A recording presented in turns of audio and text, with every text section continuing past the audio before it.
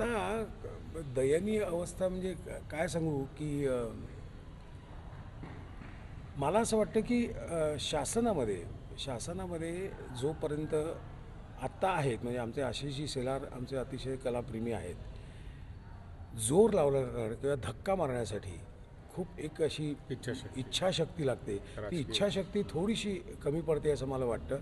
प्रयत्न करतात पण त्याचा फॉलोअप करणं किंवा पाठपुरावा करणं ही फार महत्त्वाची गोष्ट आहे.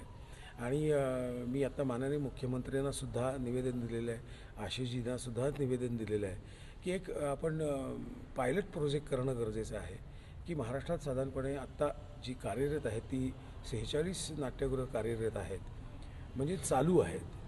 चांगली 2-3च आहेत पण चालू कंडिशनमध्ये आहेत. म्हणजे आता परवा मालवणचा तुम्ही किस्सा बघितलात, मालवणचा सुद्धा मी वर्तमानपत्राची बातमी आली होती ती वाचली. पण मी माननीय मुख्यमंत्री माननीय आशिषजी शेलार यांना एक थोडंसं प्रपोजल दिलेलं आहे की एक तुम्ही पायलट प्रोजेक्ट करा की एक 3 वर्षाचा पायलट प्रोजेक्ट करा. या 3 वर्षात महाराष्ट्रातली 20 नाट्यगृह ही चांगल्या परिस्थितीत किंवा चांगल्या सुस्थितीत आणण्यासाठी आपण प्रयत्न करूया. आणि खरं बघायला गेलं तर 92 ठिकाणी आपण महाराष्ट्रात नाट्यप्रयोग करू शकतो. तर पुढच्या 3 वर्षात किमान 5 नाट्यगृह तरी नवीन आपल्याला बांधता येतील अशा पद्धतीने आपण प्रयत्न करणं गरजेचं आहे.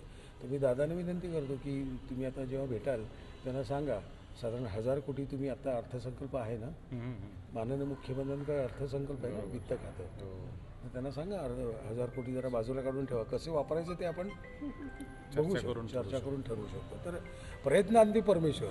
मी गेली 5-7 वर्ष प्रयत्न करतोय, हळूहळू टप्प्याटप्प्याने. काय मुळात फाईल कुठेतरी हरवते किंवा असं काहीतरी गडबड होते मध्ये, पण आता बघू त्याच्यावर कसा मार्ग निघतो ते.